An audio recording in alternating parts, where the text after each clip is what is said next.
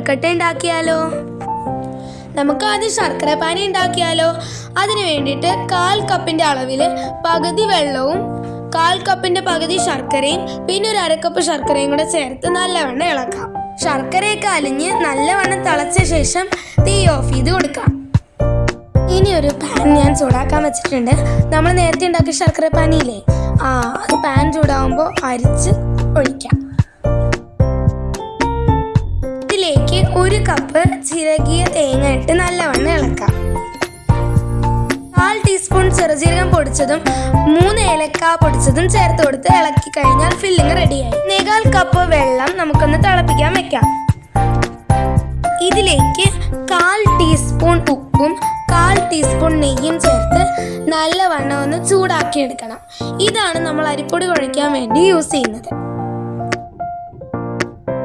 ഞാനിവിടെ എടുത്തിരിക്കുന്നത് 1/4 കപ്പ് ഇടിയപ്പ പൊടിയാണ്. ഇതിലേക്ക് നമ്മൾ തയ്യാറാക്കി വെച്ച ആ വെള്ളത്തിൻ്റെ മിക്സ് ചേർത്ത് കൊടുത്ത് സ്പൂണും കൊണ്ട് ഇളക്കിയെടുക്കാം. കുറച്ചായിട്ട് ചേർത്ത് കൊടുക്കുക. നമുക്ക് കൈ കൊണ്ട് ഇളക്കാൻ പറ്റുന്ന മാക്സിമം ചൂടിന് നമ്മൾ ഇളക്കിയെടുക്കാനും ശ്രദ്ധിക്കണം. ഞാൻ പക്ഷേ ഈ അളവിൽ എടുത്തിട്ട് എനിക്ക് ഭയങ്കര വെള്ളം കൂടിപ്പോയ പോലെ തോന്നി. അതുകൊണ്ട് ഞാൻ പിന്നെയും കുറച്ചും കൂടെ പൊടി യൂസ് ചെയ്തിരുന്നു. അത് ഓരോ പൊടിക്കും ഓരോ തരത്തിലാണ് ഈ വാട്ടർ കണ്ടൻ്റ് ഒക്കെ വരിക. അപ്പോൾ വെള്ളം കൂടിപ്പോയി തോന്നുന്ന പൊടി ചേർക്കുക, വെള്ളം കുറഞ്ഞു പോയി തോന്നുന്ന വെള്ളം തിളപ്പിച്ചിട്ട് ചേർക്കുക. നല്ലവണ്ണം കുഴച്ചെടുക്കണം. ഇത് കുഴയ്ക്കാനൊക്കെ ഭയങ്കര ഈസി ആട്ടോ.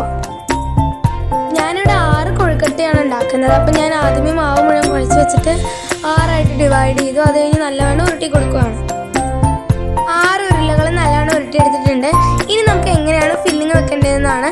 നമ്മളുടെ കൈയുടെ നമ്മുടെ തമ്പിൻ്റെ സഹായത്തോടെ നമുക്കൊരു കപ്പ് ഷേപ്പിലാക്കിയതിന് ശേഷം നല്ലവണ്ണം പ്രസ് ചെയ്ത് കൊടുത്താൽ നല്ലൊരു കപ്പ് ഷേപ്പ് ആവും. എന്നിട്ട് ഞാൻ 2 ടേബിൾ സ്പൂൺ ഫില്ലിങ് വെച്ചിട്ട് നല്ലവണ്ണം പ്രസ് ചെയ്ത് കൊടുത്താൽ നമുക്ക് നല്ലവണ്ണം ക്ലോസ് ചെയ്യാൻ പറ്റും. ഇങ്ങനെയാണ് ഞാൻ ചെയ്യുന്നത്. നമുക്ക് നല്ലവണ്ണം ക്രാക്കൊന്നും വരാതെ തന്നെ നമുക്ക് കിട്ടും ഇങ്ങനെ ചെയ്യുമ്പോൾ. എനിക്ക് കറക്റ്റ് ഓരോ ഉണ്ടയ്ക്ക് 2 ടേബിൾ സ്പൂൺ ഫില്ലിങ് കിട്ടി. ഇത് മുഴുവൻ ചെയ്തെടുത്തിട്ട് വരാമേ. ഞാനൊരു സ്റ്റീമർ എടുത്ത് നല്ലോണം വെള്ളം വെച്ചിട്ടുണ്ട്. വെള്ളം കുറവാണെങ്കിൽ പെട്ടെന്ന് പാത്രം കത്തിക്കുവാനൊക്കെ ചാൻസ് ഉണ്ട്. എന്നിട്ട് ഞാൻ അതിന് മുകളിലേക്ക് അടുത്ത് തട്ടി വെച്ചിട്ട് ഞാൻ കൊഴുക്കട്ടയെല്ലാം വെച്ചു. നല്ലവണ്ണം ആവി വരുന്നുണ്ട്. അപ്പോൾ നമുക്കൊന്ന് അടച്ചു കൊടുക്കാം. 10 മിനിറ്റ് കഴിഞ്ഞിട്ട് ഞാൻ തുറന്നു നോക്കി. അപ്പം ഞാൻ ടൂത്ത് പിക്കൊക്കെ വെച്ച് കുത്തി. ഇപ്പം ടൂത്ത് പിക്കിലേക്കൊന്നും പറ്റിപ്പിടിച്ചില്ല. അപ്പം നല്ല പെർഫെക്റ്റ് ആയിട്ടായി. ഇതാണ് നമ്മുടെ കൊഴുക്കട്ട. നല്ല സോഫ്റ്റ് ആയിട്ട് പിടിച്ച് നോക്കുമ്പോഴൊക്കെ. ഇതിപ്പോൾ കൊഴുക്കട്ട ശനി ലാസ്റ്ററിൻ്റെ ശനിക്ക് പ്രത്യേകത